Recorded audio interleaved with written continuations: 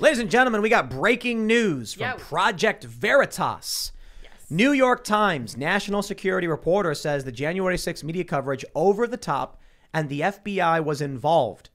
NYT national security correspondent Matthew Rosenberg contradicts his own January 6th reporting. Quote, there were a ton of FBI informants amongst the people who attacked the Capitol. Quote, it was like me and two other colleagues who were there outside and we were just having fun. I know I'm supposed to be traumatized, but like all these colleagues who were in the Capitol building are like, OMG, it was so scary. I'm like, F off. I'm like, come on. It's not the kind of place I can tell someone to man up, but I kind of want to be like, dude, come on. You are not in any danger. These effing little dweebs who keep going on about their trauma, shut the F up. They're effing bitches. Wow. They were making too big a deal. They were making this an organized thing that wasn't. Will I stand by those comments? Absolutely.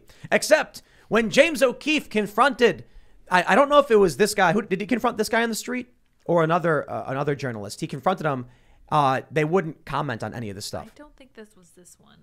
He just posted. Where's my phone? Did they? Because usually when they do one of these, they confront the people in the video. Did they do that in this video? I haven't seen it yet. I think I want to fact check, make sure in real time that I'm right, because I just followed this here, James O'Keefe, and no, okay, so right, I was right. It was someone else. Right. Mark Mazzetti was the guy that got confronted by James O'Keefe over, I believe, this story. So you have this guy. This is Matthew, National Security Advisor Matthew Rosenberg, who's saying these things, and a different New York Times reporter was being questioned or challenged over it. So the point of this story, I'll tell you first and foremost, the media, these journalists, they believe exactly what we've been saying. That it was bad, but come on, you're traumatized. It wasn't that bad. That there were FBI informants involved. Behind the scenes, they all know it. Publicly, they won't say it. They won't report it. I'm wondering why anyone should care at this point.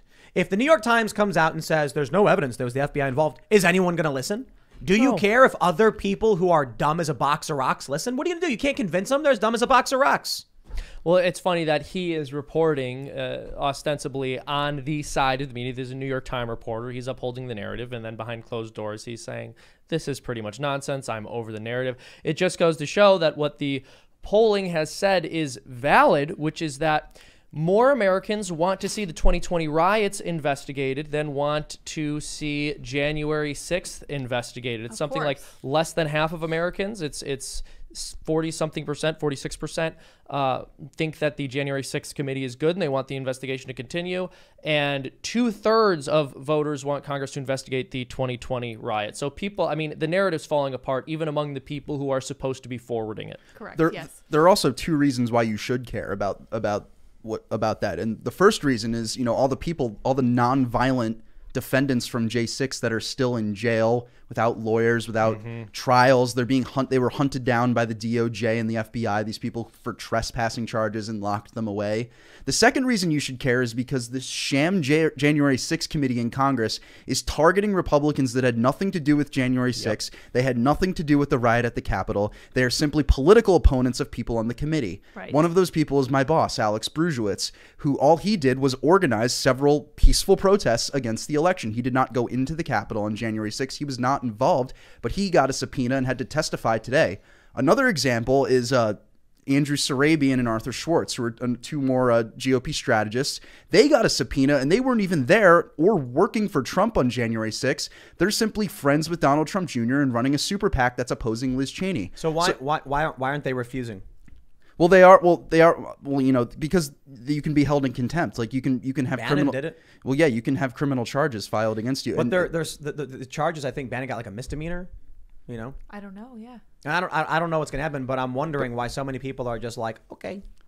Alex Jones pleaded the fifth. Well, yeah, on the legal. Well, it's different on the legal side. Like when we just talk about it, you know, it seems like it'd be easy to do that. But these people are putting the full force of government on a lot of these innocent people that didn't do anything wrong. I think Republicans are pathetic. Absolutely. I was gonna swear, spineless, but I try not to. But overwhelmingly pathetic. Yeah. You know? Well, whenever you have Republican leadership complaining about how the far left has taken this country too far in that direction, you have to ask, why did you let them? Right.